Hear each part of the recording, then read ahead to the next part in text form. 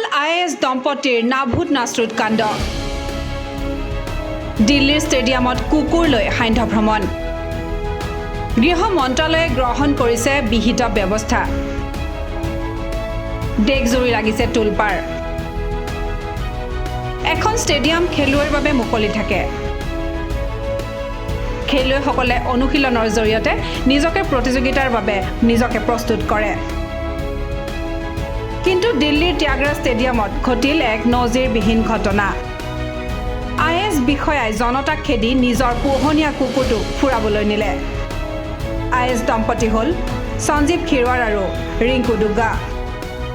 দুই পতি পত্নীয়ে ক্ষমতাৰ যেন কৰিলে অপপ্ৰয়োগ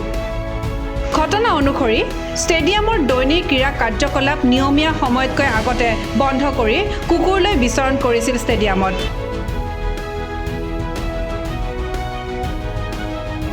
দিল্লীৰ ৰাজহ বিভাগৰ প্ৰধান সচিব নিজৰ কুকুৰটোক খোজ কাঢ়িবলৈ সুবিধা কৰি দিয়াৰ বাবে ত্যাগৰাজ ষ্টেডিয়ামৰ পৰা সাধাৰণ লোকক উলিয়াই আগতীয়াকৈ বন্ধ কৰি দিছিল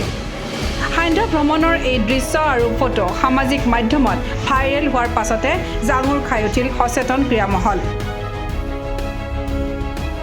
বহুতে প্ৰশ্ন উত্থাপন কৰিছে নিজৰ স্বাৰ্থৰ বাবে খেলুৱৈক বঞ্চিত কৰাৰ অধিকাৰ ক'ত পালে IAS বিষয়াই IAS দম্পতি বিতকৰ মাজত সোমাই পৰাৰ পাছতে দেশৰ গৃহ মন্ত্ৰালয়ে বিষয়া দুগৰাকীৰ ওপৰত গ্ৰহণ কৰিছে বিহিত ব্যৱস্থা বৃহস্পতিবাৰে দুয়োগৰাকী শাস্তিমূলক বদলিৰ নিৰ্দেশ দিয়া হৈছে IAS বিষয়া সঞ্জীৱ খিৰৱাৰক লাডাখ আৰু পত্নী ৰিংকু দুগ্গাক অৰুণাচললৈ তাৎক্ষণিকভাৱে বদলিৰ নিৰ্দেশ প্ৰদান কৰা হৈছে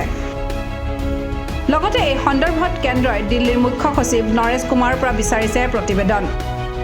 কুকুৰক লৈ সান্ধ্য ভ্ৰমণৰ বাবে খেলুৱৈসকলক বঞ্চিত কৰাৰ কাৰ্যক দেশৰ ক্ৰীড়া মহলে জনাইছে ধিক্কাৰ বহুতে ইয়াক ক্ষমতাৰ অপপ্ৰয়োগ বুলি অভিহিত কৰিছে news desk report Olympia sports